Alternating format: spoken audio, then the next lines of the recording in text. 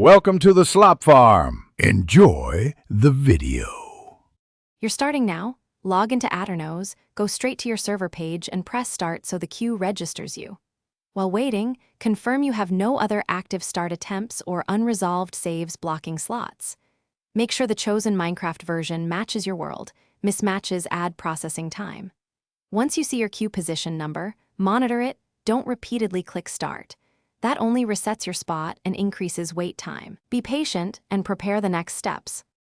Once queued, minimize what the server must load so it passes the queue faster.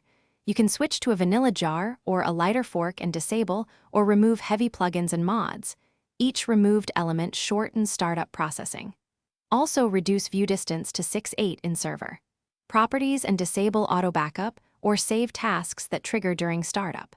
Make the changes in the control panel while you wait, then click Start once. These steps reduce memory and CPU needs and move you through the queue quicker. When the server reaches online, test by joining and verifying plugins and world files load correctly. Invite one player first to confirm stability. Once stable, re-enable backups and schedule tasks at low traffic hours, for example 1 per day, to avoid future queue delays. If the server remains stuck in queue or fails to go online, restart the start sequence one time, clear your browser cookies and cache, and if that fails, export and attach recent logs. Thanks for watching.